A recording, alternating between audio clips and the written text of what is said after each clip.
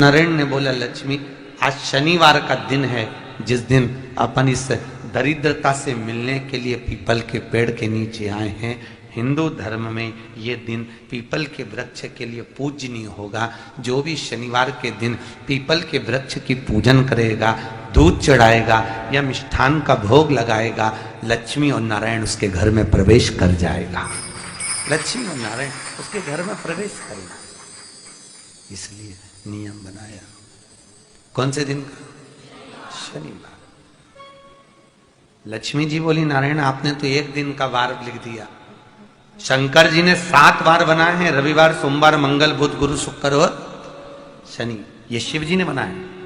अब एक दिन आपने अपना बना लिया, बाकी के दिन अगर कोई इस पीपल के वृक्ष के नीचे आएगा और यहां तो दरिद्रता बैठी है तो उसका क्या होगा? भगवान नारायण बोले, सुन दरिद्रता, तेरे से एक विनती है, अगर कोई भी मनुष्य इस पीपल के पेड़ के नीचे अगर 7 दिन में आता है और उसके हाथ में अगर कोई सामग्री होती है तो तू उसके घर में प्रवेश नहीं करेगी। नियम है पीपल के वृक्ष का, या तो पानी का लोटा लेकर जाओ, कुंकू का चोपड़ा लेकर जाओ, शक्कर लेकर जाओ, या पेड़ के नीचे चींटी को डालने के लिए आटा ले जाओ, पर खाली हाथ पीपल के वृक्ष के नीचे कभी मत जाओ, कभी नहीं जाओ। खाली हाथ जाओगे तो दरिद्रता तुम्हारे घर में प्रवेश करेगी। दरिद्रता उठकर खड़ी होकर बोली, नारायण तुमने अपनी मनमानी करी है, एक दिन मुझे भी मेरा चाहिए। भगवान ने कहा, बोल कौन सा दिन चाहिए? दरिद्रता कहती है, रविवार के दिन इस पीपल के वृक्ष के नीचे मैं दिन भर नृत्य करूं, इसमें रहूं, और जो यहां आए रविवार को मैं उसके घर में प्रवेश करूं। भगवान ने कहा, ठीक है दरिद्रता, रविवार का दिन एक ऐसा दिन रहेगा जिस दिन तू इस पीपल के वृक्ष के नीचे नृत्य करेगी और जो आएगा इस पीपल के वृक्ष के नीचे तो उसके साथ प्रवेश करेगी। मैंने तुझे वर दिया। इसलिए हमारे यहाँ केवल पीपल का वृक्ष अगर दीवार में भी लग जाता है ना, किसी की फैक्ट्री की दीवार में, किसी के घर की दीवार में पीपल का वृक्ष अगर लग जाता है, पीपल का पौधा लग जाता है, उसको कितना भी तोड़ लो वो वापिस लग जाएगा। फिर तोड़ोगे फिर लग जाएगा। अगर पीपल के पौधे को तोड़ना है तो केवल रविवार का दिन एक नींबू, एक मिर्ची और बमूल का कांटा, ये 3 चीजें रखने के बाद में आधे घंटे बाद रविवार के दिन पीपल के पेड़ को उखाड़ कर फेंक दो। दूसरी बार कभी पीपल दीवार में लगता ही नहीं, कभी नहीं लग सकता। केवल एक रविवार का, केवल एक संडे, इतवार का।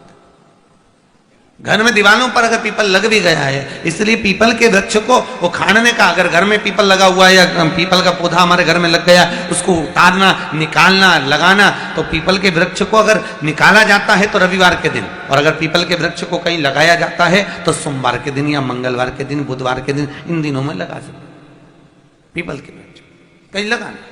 शनिवार का दिन एक ऐसा दिन होता है जिस दिन पीपल के वृक्ष को कहीं जाकर लगाया नहीं जाता, क्योंकि शनिवार के दिन पीपल के वृक्ष के नीचे लक्ष्मी रहती है। हम अपने हाथों से अगर पीपल का वृक्ष किसी दूसरी जगह पर शनिवार को रोपित करते हैं तो हमारे घर की लक्ष्मी अपने घर से छिन्न होकर चली जाती है। इसलिए शनिवार के दिन पीपल लगाया नहीं जाता, किसी के घर जाकर उसको वापस पलटा नहीं जाता। लग गया उसको डर। प्रभु मेरी धर्म पत्नी को कहाँ रखूं आप बताओ? वो तो जहां यज्ञ होता है, अनुष्ठान होता है, दान होता है, पुण्य होता है, सत्कर्म होता है, वहां जाने को तैयार नहीं। अब करूं क्या? भगवान ने बोला, एक काम करो। दुर्वासा जी बोले, जिसके यहां रात्रि में बर्तन झूठे पड़े रहते हो उसके घर में इस दरिद्रता को लेकर तुम प्रवेश कर जाना। जिसके यहां रात्रि में बर्तन झूठे पड़े हो वहां लेकर प्रवेश कर जाओ। दूसरी जगह दुर्वासा जी बोले, जो स्त्री घर में दोपहर के समय पर सो रही हो उसके घर में इसको लेकर प्रवेश कर जाइए। जो स्त्री दोपहर के समय में घर पर सो रही हो इस दरिद्रता को लेकर प्रवेश कर जाइए। तीसरा, जिसके यहां पर दरवाजे पर कांटे वाले पौधे लगे हों उस घर में इस दरिद्रता को लेकर प्रवेश कर जाइए। दरिद्रता, कितनी सुंदर बात कही है। दाता और विधाता, कौन कौन? दाता और विधाता। लक्ष्मी और दरिद्रता के सगे भाई हैं। कौन कौन? दाता और विधाता।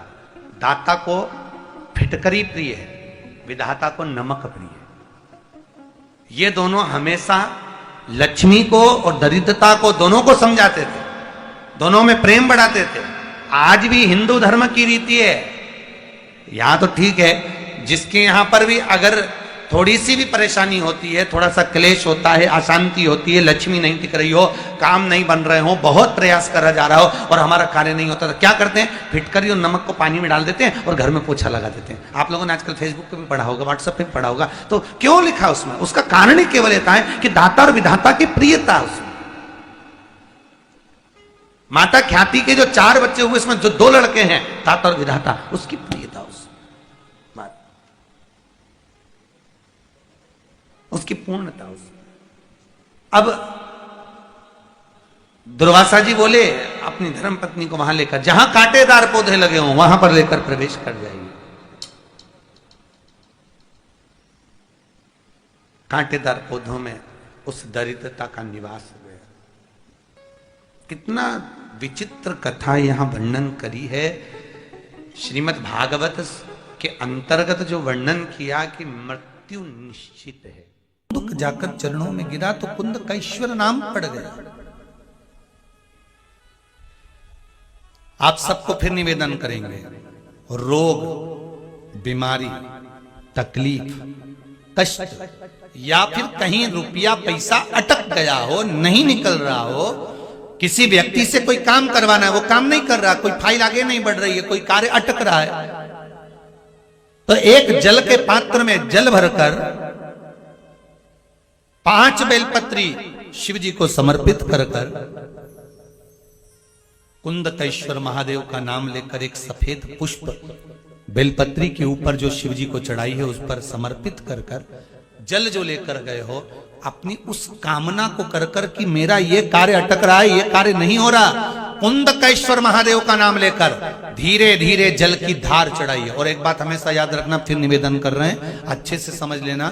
शंकर जी पर जब जल चढ़ता है, शिव जी का जब अभिषेक होता है, शंकर जी पर जब जल चढ़ाया जाता है, दूध चढ़ाओ, जल चढ़ाओ, कुछ भी चढ़ाओ, पर एक बात का स्मरण अपने जीवन में होना कि इतने ऊपर से मत चढ़ाना कि जल चढ़े और छींटे आपके ऊपर।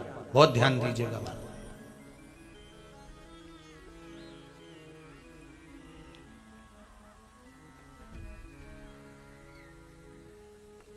यहां तो यहां तक वर्णन करा गया है कि शंकर जी का जल चढ़ा हुआ जहां से बहकर जाता है ना, उसको लांगा तक नहीं जाता।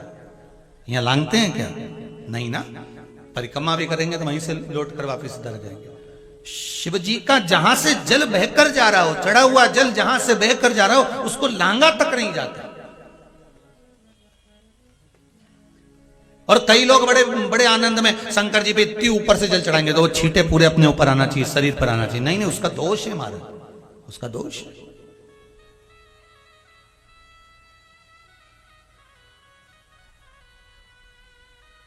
शिव जी को अगर आप जल चढ़ा रहे हो, जैसे आप भगवान को अगर जल चढ़ाओ, दूध चढ़ाओ, तो मान लो अगर जैसे एक सरल भाषा में समझ लो और अच्छे से, कि जैसे ये शिवलिंग है शंकर जी का, ये शिवलिंग है, और आप जल चढ़ा रहे हो तो इतनी ऊपर से छोड़ोगे तो पानी का छींटा तो अपने ऊपर आएगा, पर वही जल, वही दूध, वही सामग्री आप शिवलिंग से थोड़ी सी दूरी बनाकर अगर आप समर्पित करेंगे तो बाबा उसको स्वीकार भी करता है और आनंद की अनुभूति भी होती है, कार्य में सिद्धता भी आती है,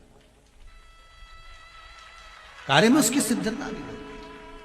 अब तुम तो ऊपर से छोड़ रहे हो जिससे वो पानी तुम्हारे ऊपर ही आए, तो वो एक अलग प्रसंग है, बोलिए एक अलग विषय।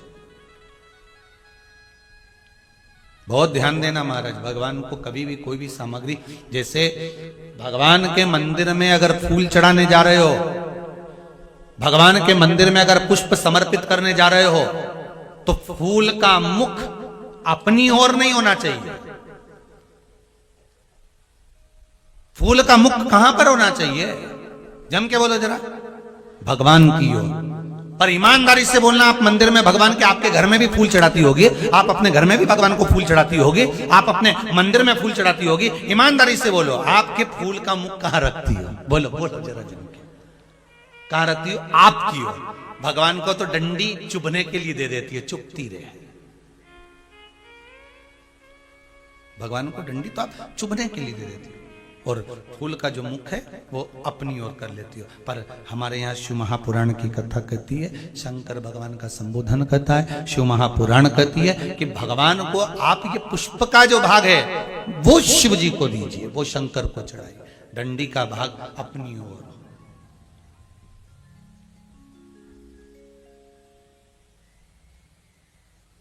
पर हम लोग तो उल्टे चलते हैं ना, आदत तो हमारी उल्टी है। डंडी शंकर जी की ओर, फूल का मुंह हमारी, हमको अच्छा लगना चाहिए। भगवान के सामने ऐसा जमा दोगी है, भगवान के सामने ऐसा जमा दोगे। भगवान भी मन में सोचे वो डंडी गड़ रही है गुलाब की। बेलपत्र चढ़ाने का भी एक तरीका होता है, समझ में आता है? सीधा बेलपत्र और उल्टा बेलपत्र, समझ लेना, बहुत अच्छे से समझिएगा। शिव जी के सम्मुख में शंकर भगवान के शिवलिंग पर जब बेलपत्र चढ़ता है तो बेलपत्र का जो सीधा भाग होता है वो शिव जी के शिवलिंग पर होना चाहिए, उल्टा भाग ऊपर होना चाहिए। बहुत ध्यान से समझना हो। जब नंदीश्वर को बेलपत्र चढ़ाते हो, नंदी जो बाहर होता है उसको बेलपत्र चढ़ाते हो, तो नंदी को दो जगह बेलपत्र चढ़ती है, आपको ध्यान में होगा। पहली बेलपत्र नंदी को जब चढ़ती है तो नंदी के सामने चढ़ती है, तो उसका बेलपत्री का जो डंडी का मुख है वो नंदी की ओर होता है, और बेलपत्री की पत्ती का मुख शंकर जी की ओर होता है। समझ में आ रहा है सबको? डंडी का मुख, जैसे नंदी ऐसे बैठा है तो डंडी का मुख नंदी की ओर होगा, पत्ती का मुख शिव के, और ये सीधी की सीधी नंदी के सामने नीचे रखा जाती है, नंदी के सम्मुख। और एक बेलपत्र जब नंदी के ऊपर चढ़ती है तो डंडी का मुख शिव जी के ऊपर होता है, और इस पत्ती का मुख नंदी के सिर पर नंदी की ओर होता है। ये दोनों में बहुत अंतर है महाराज। जैसे कोई बच्चा कोई कंपटीशन एग्जाम के लिए जा रहा हो या कोई परीक्षा देने के लिए जा रहा हो और पढ़ाई करे, स्मरण करे, तैयारी करे, वो अपनी जगह पर है। और ऐसा नहीं होता कि बच्चे पढ़ते नहीं है या तैयारी नहीं करते हैं। इसके बाद भी अगर उनका इंटरव्यू में पास नहीं होते या एग्जाम में पास नहीं होते तो उसके लिए ये दोनों बेलपत्री बड़ी काम करती है। बहुत ध्यान देना, जो नंदी के सामने बेलपत्र रखकर जाना, शिव जी के सम्मुख में बेलपत्र रखकर जाना, मतलब नंदी के सम्मुख में जब रखाएगी तो डंडी जम के बोली है कहां होना चाहिए? नंदी की ओर। और जब ऊपर रखाएगी तो डंडी शिव की ओर हो। ये दो बेलपत्र रखकर शिव जी का स्मरण कर कर जाएं, कार्य सफलता की ओर बढ़ता है। कोई काम के लिए आप जा रहे हैं तो उसमें सफलता मिल जाती है, उसमें सफलता प्राप्त हो। शिव जी को बेलपत्र चढ़ा रहे हो, जो चिकना भाग है, सीधा भाग शिव जी के ऊपर, शंकर भगवान के ऊपर। थाली में अगर शिवलिंग का निर्माण कर रहे हो, पार्थिव शिवलिंग का निर्माण कर रहे हो, तो थाली में जब बेलपत्र रखोगे तो सीधी रखोगे, फिर उसके ऊपर शिवलिंग का निर्माण करो। अगर आप निर्माण करते हैं पार्थिव शिवलिंग का और बनाते हैं बेलपत्र का नीचे, महाराज शंभु शरणे पड़ी मांगू घड़ी रे घड़ी, दुख काटो दया करी न दर्शन